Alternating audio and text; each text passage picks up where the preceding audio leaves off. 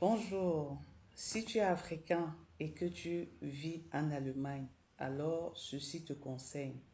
L'information que je vais te donner aujourd'hui, c'est une information qui est payante à partir de 200 euros chez un avocat. Mais aujourd'hui, je te le donne gratuitement parce que je sais que tu en as besoin. Et la seule chose que je te demande, c'est de liker et de partager pour que d'autres en profitent. Parce que ces informations, ce sont des informations cruciales pour chaque Africain qui vient et qui réside ici en Allemagne. Beaucoup de choses qu'on ne connaît pas. L'éducation qu'on n'a pas reçue avant d'entrer dans le mariage. Quand nous sommes jeunes Africains, on vit en Allemagne, dans notre tête, avec la mentalité qu'on a eue en Afrique, on nous dit que les enfants, c'est la richesse. Le mariage, c'est le bonheur. Oui, c'est bien évidemment la réalité, mais c'est en Afrique.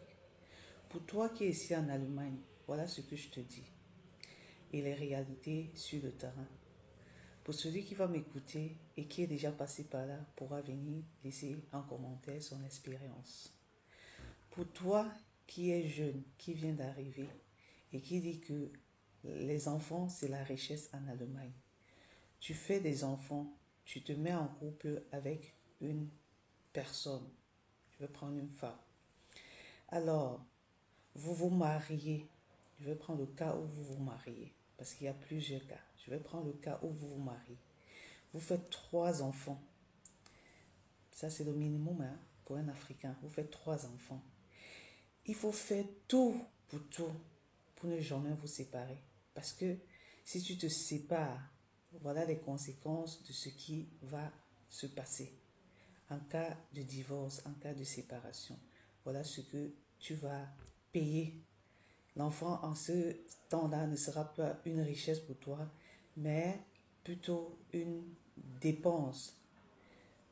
Donc, le divorce euh, euh, ruine beaucoup d'Africains ici en Allemagne, jusqu'à ce qu'ils deviennent même fous. La cause de ça, c'est quoi? En Allemagne, je vais prendre un foyer normal, la majorité des foyers. Prenons le cas où l'homme est un ingénieur ou un docteur qui touche entre 4 000 € netto. Voilà. Si dans le cas que tu as fait trois enfants avec une femme et que tu as divorcé de cette femme, voilà ce qui t'attend. Prends ta calculatrice, je vais te montrer. Ça, c'est l'exemple pour tout le monde, hein, mais j'ai pris l'exemple un peu élevé pour ceux qui touchent un peu plus. Mais pour toi qui touches bas, peut-être dans les 1500, 1200 €, tu dois calculer de la même sorte. Je vais te dire avec quel genre de méthode tu vas calculer pour savoir comment tu seras ruiné après le divorce. Donc, faites tout pour rendre ce divorce, votre vie de couple sans divorce. Sinon, les retombées de ça, c'est la folie qui prend les gens, c'est la dépression totale. Alors, pour celui, comme je disais tantôt, qui gagne 4 000 € et que la femme est à la maison pour s'occuper des enfants, d'éducation et qui ne travaille pas. Dans le cas où vous vous séparez, il y a ce qu'on appelle ici en Allemagne le Unterhalt. Le Unterhalt, tout le monde doit le payer. Tous les parents qui se séparent doivent payer et la majorité ce sont les hommes. Mais il y a aussi les femmes qui le font, hein, comme mon exemple. Mais la majorité, je vais prendre le cas de la majorité, ce sont les hommes qui doivent payer parce que c'est la femme qui reste majoritairement avec les enfants. Alors, l'homme doit payer, prendre dans Düsseldorf Tabelle. On appelle ça Düsseldorf, tapez sur Google Düsseldorf Tabelle. Et vous allez voir trois enfants âgés entre 0 et 10 ans. Il y a le montant de chaque enfant que tu vas payer par rapport aux 4 000 € par mois netto que tu touches. Donc, quand je zoome, prenez dans Düsseldorf Tabelle, hein, si ton enfant a peut-être 2 ans, tu vas voir le nombre d'argent que tu vas payer pour le premier qui a 2 ans, Pour celui qui a 5 ans, tu vas voir le nombre d'argent que tu vas payer par mois. Pour celui qui a 5 ans, pour celui qui a 9 ans, 10 ans, tu vas voir ce que tu vas payer pour cet enfant dans ce Düsseldorf Tabelle. Maintenant, quand j'ai zoomé tout ça, ça donne que tu vas payer 1527 euros. Tapez 1527 euros sur votre calculette. Voilà, ça veut dire tes 4000 euros que tu touches netto, tu retires déjà 1527 euros, ce qui te reste. Voilà, sans compter que tu dois payer la femme. Parce que quand tu te sépares, il y a ce qu'on appelle Eheunterhalt. Donc, tu vas payer le Eheunterhalt et c'est calculé en fonction de ton salaire, bien évidemment. Pour celui qui touche 4000 euros, le Eheunterhalt, ça sera de 3 septièmes. Donc, quand le reste, qu'on a déjà levé l'argent des enfants qui est de 1527 euros, le reste de ton argent, on calcule le 3 septièmes du reste de ton argent qui va faire 1061 euros. Donc, tu prends encore le reste de ton argent, tu enlèves encore les 1061 euros là. Tu vas voir ce qui te reste. Maintenant, ça continue, hein, c'est pas fini. Donc, quand tu as payé le Unterhalt pour les enfants, le Unterhalt pour la femme, il faut mentionner, dans le cas que vous n'avez pas de maison, que vous n'avez pas acheté un bien immobilier, voilà, tu peux en être fier. Mais dans le cas que vous avez un bien immobilier, il faut savoir que ce bien-là, tu vas encore déduire l'argent du bien immobilier. C'est toi qui vas payer encore le bien immobilier parce que ton nom fait partie du contrat d'achat. Prenons l'exemple que tu as un bien immobilier qui a coûté 400 000 euros et que tu dois payer un montant de 1200 euros par mois.